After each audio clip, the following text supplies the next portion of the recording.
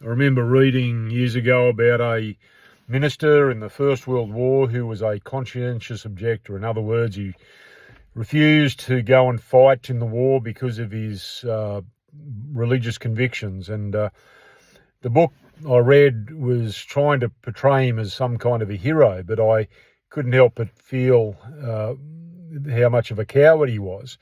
He may well have been genuinely misguided. It may have been a case of genuine misguided compassion.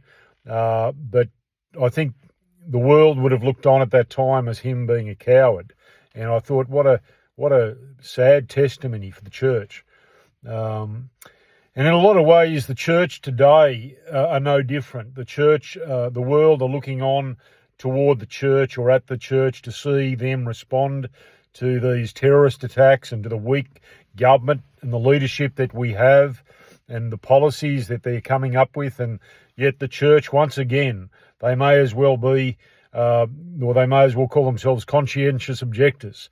And I would suggest that a lot of it is out of maybe a misguided compassion or misunderstanding or misinterpretation of the Bible, but a lot of it is out of sheer cowardice. The church, for the most part in this nation, is so timid and weak when it comes to political and social issues.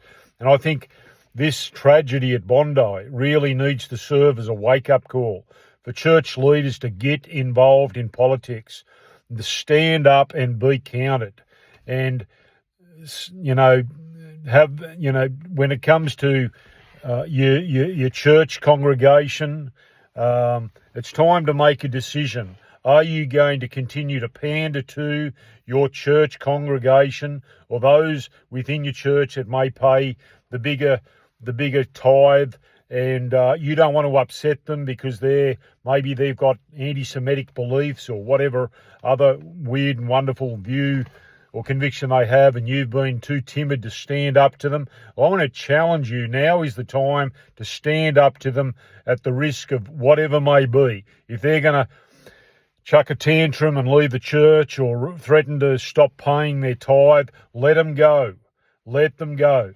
If you're concerned about confronting the government or your local leaders or speaking out about political issues out of fear of losing, your funding or tax exemption or whatever it might be, let it go. Trust God. Stand up. Use some courage. Have some backbone. Stand up against the government, the church in this nation. If you came together, if you ministers came together, you don't have to come together on every issue, but when it comes to some of these fundamental, foundational issues like Israel and the Jewish people, if you came together, you would wield a tremendous amount of power, and the government would run in fear. Yet you are, for the most part, still too timid and too weak to do anything effective. The government, to be honest, from what I've heard, most government ministers laugh at the church because they're too timid and too weak, and that is a shame. That's a bad testimony to the world, and it needs to stop, and it can stop.